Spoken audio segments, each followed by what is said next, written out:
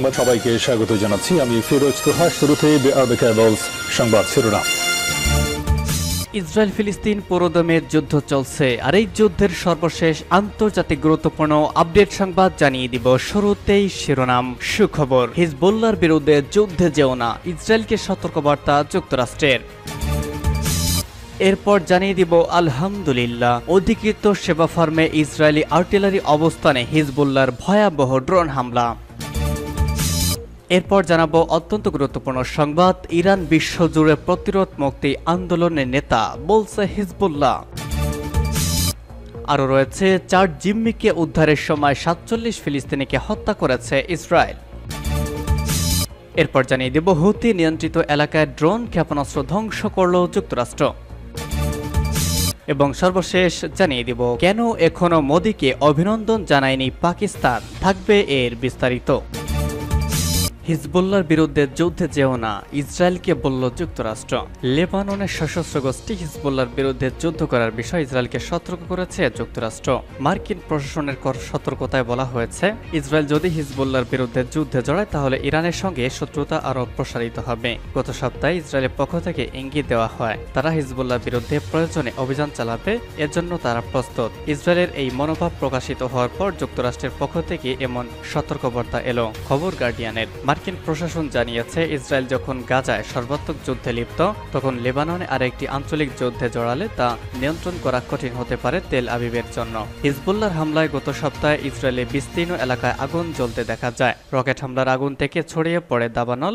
এরপরেই দেশটির উগ্র ডানপন্থী নিরাপত্তা মন্ত্রী ইতামার বিন গাভির হিজবুল্লাহকে ধ্বংসের আহ্বান জানিয়েছেন। এর মাধ্যমে পরিষ্কার হয়েছে, লেবানন ইসরায়েল সংঘর্ষ শুরু হতে যাচ্ছে। ইসরায়েল এখন নর্দার্ন ফ্রন্টেও যুদ্ধ জড়াতে চায়। এ ঘটনায় এমন সময় ঘটছে যখন গাজায় হামাসের বিরুদ্ধে যুদ্ধে ইসরায়েলি বাহিনীর ব্যর্থতা প্রকাশ পেয়েছে। অধিকৃত সেবা ফার্মে ইসরায়েলি আর্টিলারি অবস্থানে হিজবুল্লাহ ড্রোন হামলা। লেবাননের ইসলামী প্রতিরোধ আন্দোলন হিজবুল্লাহ যোদ্ধারা গাজায় তেল আবিব শাসক গোষ্ঠীর চলমান যুদ্ধের প্রতিক্রিয়ায় অধিকৃত সেবা ফার্মে ইসরায়েলি সামরিক অবস্থানে প্রতিশোধমূলক ড্রোন হামলা চালিয়েছে।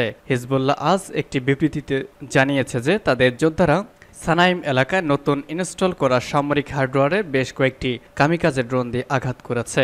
একই সঙ্গে সংগঠনটি জোর দিয়ে বলেছে যে হামলাটি নির্দিষ্ট লক্ষ্যবস্তুতে আঘাত এনেছে। এছাড়া দিনের শুরুতে হিজবুল্লাহ যোদ্ধারা ইসরায়েলের সৈন্যদের একটি দলকে লক্ষ্য করে হামলা চালিয়েছিল, যারা আল রাহেব সামরিক ঘাঁটিতে চলে গিয়েছিল। হিজবুল্লাহ জানিয়েছেন যে তারা ঘটনাস্থল যাচাই বাছাই ও পর্যবেক্ষণ করার পর আর্টিলারি সেল দিয়ে ইসরায়েলি বাহিনীকে টার্গেট করেছিল। এছাড়া গতকাল সন্ধ্যায় লেবাননের প্রতিরোধকামী এই সংগঠনটি আল তাইহাত ত্রিভুজ অঞ্চলে ইসরায়েলি সৈন্যদের একটি সমাবেশে বিপুল সংখ্যক রকেট দিয়ে হামলা চালায়। হিজবুল্লাহ যোদ্ধারা নেটুয়া ফরেস্টের একটি এলাকায় অবস্থানরত ইসরায়েলি সেনাদের ওপর ব্যাপক রকেট হামলা চালায় এবং বিরকাত রিশাফারিতে একটি ইসরায়েলি সামরিক যানকে লক্ষ্যবস্তু করে। হিজবুল্লাহ ইতিমধ্যেই লেবাননের বিরুদ্ধে 2000 এবং 2006 সালে ইসরায়েলের সঙ্গে দুটি যুদ্ধে জড়িয়েছে। প্রতিরোধকামী এই সংগঠনটি উভয় সংঘাতে তেল আবিবের অবৈধ সরকারকে পিছু হটতে বাধ্য করেছে। ইরান বিশ্বজুড়ে প্রতিরোধ মুক্তি আন্দোলনের নেতা, বলছে হিজবুল্লাহ। লেবাননের ইসলামী প্রতিরোধ আন্দোলন হিজবুল্লাহর একজন উচ্চপদস্থ কর্মকর্তা বিশ্বজুড়ে প্রতিরোধ আন্দোলনের নেতা এবং ইসরায়েলপন্থী পশ্চিমা নেতৃত্বাধীন এক মেরুকেন্দ্রিক ব্যবস্থার মোকাবেলাকারী একমাত্র দেশ হিসেবে ইরানের প্রশংসা করেছেন। লেবাননের প্রতিরোধ আন্দোলন হিজবুল্লাহর উপপ্রধান শেখ নাঈম কাশেম ইসলামী বিপ্লবের মহান প্রতিষ্ঠাতা হজরত ইমাম খোমেনির 35তম মৃত্যুবার্ষিকী স্মরণে বৈরুতে ইরানের দূতাবাস আয়োজিত এক অনুষ্ঠানে এই বিবৃতি দেন। শেখ কাশেম বলেন, ইসলামী প্রজাতন্ত্র ইরান প্রতিরোধ ও মুক্তি আন্দোলনের নেতা এবং ইহুদিবাদী শাসককে সমর্থনকারী এক মেরু ব্যবস্থার মোকাবেলা করার একমাত্র দায়িত্বশীল নেতা। অবরুদ্ধ গাজা উপত্যকার সাম্প্রতিক ভয়াবহ পরিস্থিতির দিকে ইঙ্গিত করে হিজবুল্লাহর এই কর্মকর্তা বলেন, ইহুদিবাদী দখলদারিত্ব একটি অক্ষম শাসন ব্যবস্থার নাম এবং শিশু, নারী এবং নিরীহ নাগরিকদের বিরুদ্ধে গণহত্যা চালিয়ে পরাজিত হয়েছে। শেখ কাশেম বলেন, ইসরায়েলি শাসন ব্যবস্থাও একটি রাজনৈতিক পতনের দ্বারা আচ্ছন্ন এবং এটি একটি ভয়াবহ বিশৃঙ্খলা অবস্থায় রয়েছে। দেশটির দক্ষিণে লেবাননের প্রতিরোধ আন্দোলন ও ইসরায়েলি বাহিনীর মধ্যে গুলি বিনিময়ের বিষয়টিকে উল্লেখ করে শেখ কাশেম বলেন, দক্ষিণ লেবাননে দখলদার শত্রুর সঙ্গে হিজবুল্লাহ লড়াই, প্রতিরোধ ও ফিলিস্তিনি জনগণকে সমর্থন করার যুদ্ধ।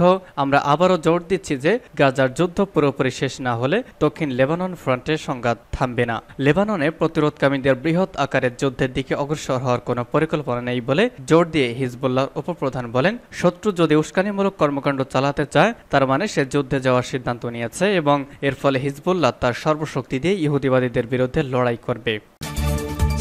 4 জিম্মিকে উদ্ধারের সময় 47 ফিলিস্তিনিকে হত্যা করেছে ইসরায়েল। ফিলিস্তিনের গাজা উপত্যকার নুসেরাত শরণার্থী ক্যাম্পের 2টি ভবন থেকে 4 জিম্মিকে জীবিত উদ্ধার করেছে দখলদার ইসরায়েলের সেনারা। শনিবার দিনের বেলা জিম্মিদের উদ্ধারে অভিযান চালায় তারা। তবে 4 জিম্মিকে উদ্ধার করার সময় অন্তত 47 ফিলিস্তিনিকে হত্যা করেছে ইসরায়েলি সেনারা। কাতার ভিত্তিক সংবাদ মাধ্যম আল জাজিরার সাংবাদিক ইমরান খান জর্ডানের আম্মান থেকে এই তথ্য জানিয়েছেন। তিনি বলেছেন, জিম্মিদের উদ্ধারে চালানো এই অভিযান ইসরায়েলি সেনাবাহিনীর জন্য একটি সফল অভিযান হিসেবে গণ্য হবে না। তিনি আরও বলেছেন, উদ্ধার অভিযানে 47 ফিলিস্তিনি নিহত হয়েছেন, কিন্তু ইসরায়েলি প্রতিরক্ষা বাহিনী আইডিএফ এর মুখপাত্র অথবা ইসরায়েলি পররাষ্ট্রমন্ত্রী এ ব্যাপারে কোনো কথাই বলেননি। এছাড়া স্থল, জল ও আকাশ থেকে চালানো ওই হামলায় কতজন আহত হয়েছেন সেটির নির্দিষ্ট সংখ্যা জানা যায়নি। অভিযানটিতে একটি অ্যাপাচে অ্যাটাক হেলিকপ্টার ব্যবহার করা হয়। এই সাংবাদিকের মতে 4 জনকে উদ্ধার করতে গিয়ে যে কত দাম দিতে হয়েছে সেটির কথা ইসরায়েল কখনো বলবে না, কারণ তারা বিষয়টিকে একটি সফলতা হিসেবে দেখাতে চাইছে। জিম্মিদের উদ্ধারে হামাসের সঙ্গে যুদ্ধবিরতির চুক্তি করতে প্রচণ্ড চাপে ছিলেন দখলদার ইসরায়েলি প্রধানমন্ত্রী বেনিয়ামিন নেতানিয়াহু। এরই মধ্যে 4 জিম্মিকে ফিরিয়ে আনতে সমর্থন হয়েছে তারা। এদিকে হামাসের জ্যেষ্ঠ নেতা সামি আবু জোহরি বার্তা সংস্থা রয়টার্সকে বলেছেন, 9 মাস যুদ্ধ করার পর 4 জিম্মিকে উদ্ধার করার বিষয়টি ইসরায়েলের জন্য একটি ব্যর্থতা, এটি কোনো অর্জন নয়। হুথি নিয়ন্ত্রিত এলাকায় ড্রোন ক্ষেপণাস্ত্র ধ্বংস করল যুক্তরাষ্ট্র। ইরান সমর্থিত হুথি বিদ্রোহী নিয়ন্ত্রিত ইয়েমেনের এলাকায় 4টি ড্রোন ও 2টি জাহাজ বিধ্বংসী ক্ষেপণাস্ত্র ধ্বংস করেছে মার্কিন বাহিনী। গতকাল মার্কিন সেনাবাহিনী তথ্য জানায়, খবর এএপি এর। হুথিরা 2023 সালের নভেম্বর থেকে লোহিত সাগর ও ইডেন উপসাগরে জাহাজগুলিকে হামলার লক্ষ্যবস্তু করে চলেছে। তারা জানায়, গাজায় ফিলিস্তিনিদের সঙ্গে সংহতি প্রকাশ করায় এসব হামলা চালিয়ে আসছে। এসব হামলা গুরুত্বপূর্ণ আন্তর্জাতিক শিপিং লেনের জন্য একটি যথেষ্ট নিরাপত্তা হুমকির সৃষ্টি করেছে এবং পাল্টা হিসেবে মার্কিন যুক্তরাষ্ট্র ও ব্রিটেন জানুয়ারি থেকে হুতিদের ক্ষমতা হ্রাস করার লক্ষ্যে তাদের শিপিংকে লক্ষ্যবস্তু করে হামলা চালিয়েছে। মার্কিন সামরিক কমান্ড একটি সোশ্যাল মিডিয়া পোস্টে বলেছে, মনুষ্যবিহীন বিমান ব্যবস্থা ও অ্যান্টি-শিপ ব্যালিস্টিক ক্ষেপণাস্ত্রের সংক্ষিপ্ত রূপ ব্যবহার করে ইয়েমেনের হুতি নিয়ন্ত্রিত এলাকায় ইউএস সেন্ট্রাল কমান্ড বাহিনী সফলভাবে 4টি ইউএএস ও 2টি এএসবিএম ধ্বংস করেছে। সেনকম বলেছে, ইয়েমেনের হুতি নিয়ন্ত্রিত এলাকা থেকে বাব আল মান্দা প্রণালীতে USS.com বাহিনী সফলভাবে একটি ইউএএস-কে ধ্বংস করেছে। আমেরিকান বাহিনী একটি হুতি টহল নৌকাও ধ্বংস করেছে। এদিকে হুতিরা গত 24 ঘন্টার মধ্যে লোহিত সাগরে 4টি অ্যান্টি-শিপ ব্যালিস্টিক ক্ষেপণাস্ত্র নিক্ষেপ করেছে।